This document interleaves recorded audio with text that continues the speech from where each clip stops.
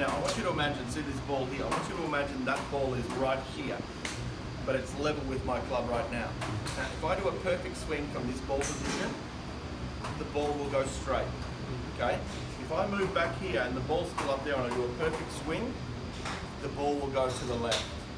Okay, now what the majority of people do is they put the ball too far back in their stance, they then do a perfect swing, and the club face is left open, or they don't close it in time and it blocks out to the right.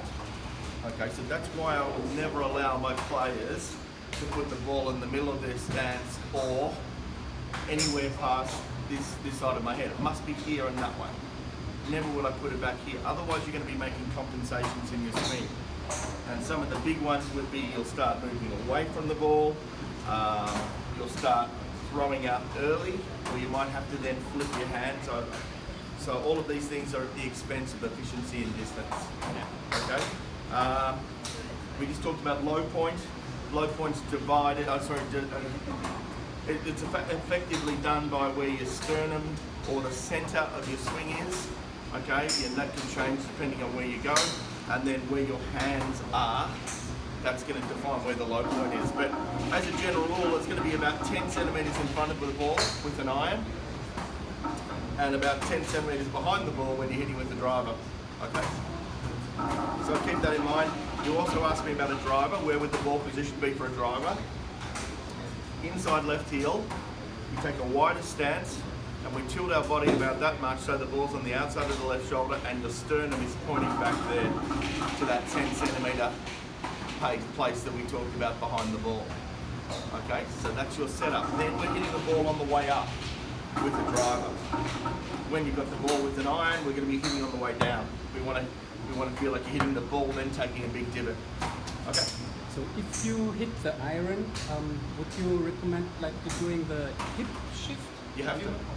You have to. You must have because a left. otherwise you don't change. Well, the I mean, position. okay, I was giving a lesson today to a guy like this, and he kept turning this way. Yeah. Right. So he wasn't going that way at all. Yeah. Right. So if you do that and you turn, your club then goes out that direction. Okay. So then you come across it. So everybody needs to set up in such a way where they can then push or bump the weight onto that left leg.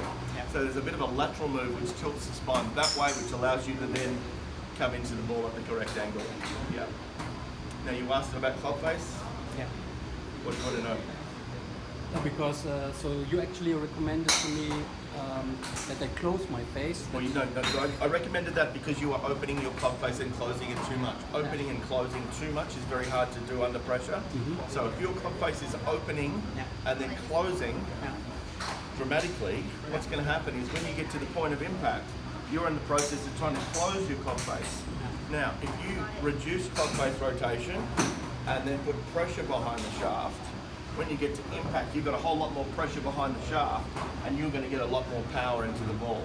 So as you become a better player, we don't want the opening and closing of the club face too much. It usually comes from people moving in front of the ball or a ball position that's too far back anyway. So that's why I want it there, reduce club face rotation and then just lean into it there. So if you want to know where the club should be on the way back, about there would be great. On the way through, toe up would be fantastic. Okay.